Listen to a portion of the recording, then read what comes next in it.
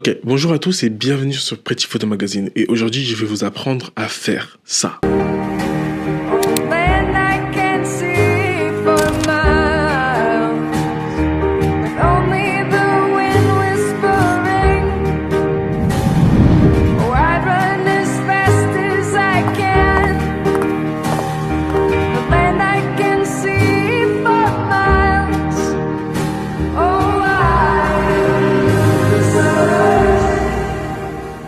Quand je vous parle de ça, je ne parle pas vraiment de l'aspect matériel, de ce que j'ai utilisé comme outil, etc. Non, pas du tout. Je vais vous apprendre à dynamiser vos vidéos, que ce soit avec un téléphone ou avec une caméra. C'est le même processus, c'est le même concept qui entre en jeu. Si tu es un voyageur, si tu commences un business, si tu veux juste documenter ta passion, tu vas devoir te filmer. Et malheureusement, sauf si tu as beaucoup de chance, tu n'auras pas toujours quelqu'un à côté de toi pour t'aider à te filmer. Donc, il faut apprendre à rendre tes vidéos dynamiques et intéressantes de la façon la plus simple possible. Et c'est pour ça qu'aujourd'hui, on va parler de composition.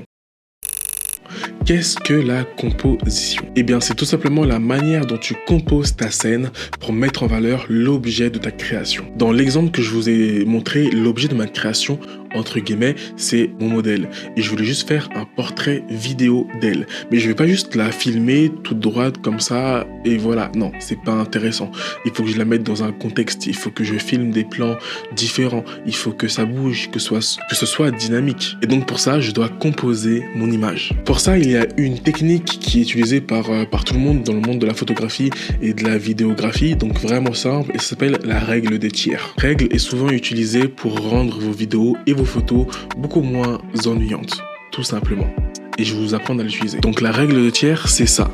Tout simplement, c'est 4 droites qui vont venir séparer ton image en 9 parties bien distinctes. Et l'idée avec ces 9 parties, c'est de venir placer l'objet de ta création sur un des 9 points en fonction de ce que tu veux montrer. Et voici quelques astuces de composition pour vos photos. Si vous shootez un paysage, essayez de placer votre ligne d'horizon sur la ligne supérieure ou inférieure de votre grille de composition.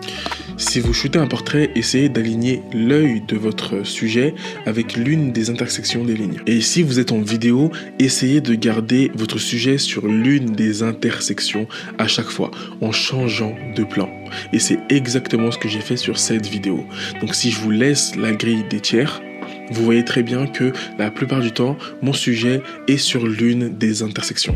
Et c'est ça qui donne le dynamisme à la vidéo. Alors qu'il n'y a vraiment aucun effet, aucune transition bizarre, complexe et tout. Non, là, c'est simplement moi et ma caméra. Bien évidemment, une fois que ça se sera maîtrisé, il existe énormément d'autres types de composition et de règles des tiers. Donc n'hésitez pas à aller vous amuser, à chercher d'autres styles de composition et à tester. C'est comme ça qu'on s'améliore et qu'on devient tout simplement meilleur. Et n'oubliez pas que votre but à vous, c'est de documenter votre passion, votre vie, peu importe. Et c'est des outils qui sont nécessaires à ça. Surtout aujourd'hui où la plupart des jeunes créateurs, comme moi, comme vous, commençons seuls.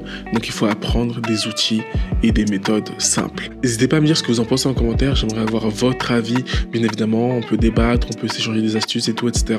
Je suis allé un peu vite sur le sujet, mais je prévois de faire une autre vidéo sur le sujet. Donc pas de souci. Pour la prochaine vidéo, on va parler d'un sujet qui ressemble et c'est comment donner de l'émotion à vos photos et vos vidéos, comment leur permettre de raconter une histoire, ce qui est très important parce que faire une photo pour faire une photo, en vrai, ça sert à rien si ça ne raconte pas quelque chose pour vous. Enfin, je dis ça, peut-être que je me trompe, dites-le moi en commentaire.